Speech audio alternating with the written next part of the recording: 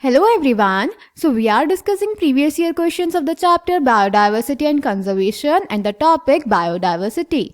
In today's session we are going to discuss a short answer type question of 2 marks which was asked in the CBSE board term 2 examination in the session 2021-22. So the question is, the graph X and Y below depict the diurnal variations in the solar radiations in the month of June, that is summer, and in December, that is winters. First part, which of the two graphs depicts tropical region and temperate regions respectively, and second, which of the two regions X और Y will show high biological diversity and Y. तो बेटा इस question में हमें दो graphs दिए हुए हैं X एंड Y. इन दोनों में हमें दो ग्राफ्स दिए हुए हैं, एक जून का और एक दिसंबर का.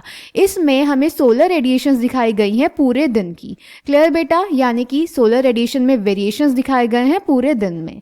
तो बेटा इस क्वेश्चन के फर्स्ट पार्ट में हमसे पूछ रहा है X और Y में से ट्रॉपिकल रीजन कौन सा है और टेम्परेट रीजन कौन सा है, और सेकंड पार्ट में हमें बताना है X और Y में से किस में बायोलॉजिकल डाइवर्सिटी ज्यादा होगी और क्यों. Clear. So let's check the answer. तो बेटा अगर आप ग्राफ्स को ध्यान से देखें तो जो X ग्राफ है उसमें बहुत ज्यादा सीजनल वेरिएशंस दिखाए गए हैं और Y ग्राफ में सीजनल वेरिएशंस बहुत कम दिखाए गए हैं. और हमें पता है कि सीजनल वेरिएशंस ज्यादा होते हैं टेम्परेट रीजन में और कम होते हैं ट्रॉपिकल रीजन में. इसीलिए जो ग्राफ X होगा वो टेम्परेट रीजन होगा और ग्राफ Y होगा tropical region. Clear.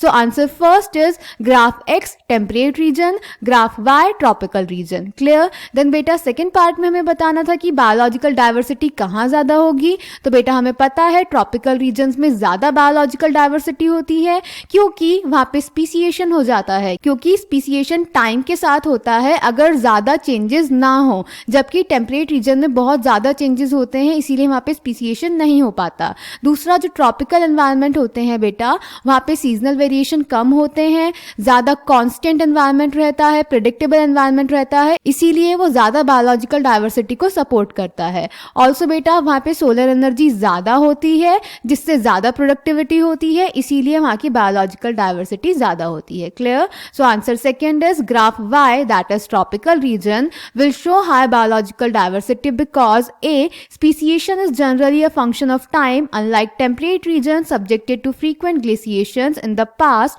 tropical latitudes have remained relatively undisturbed for millions of years and thus had a long evolutionary time for species diversification.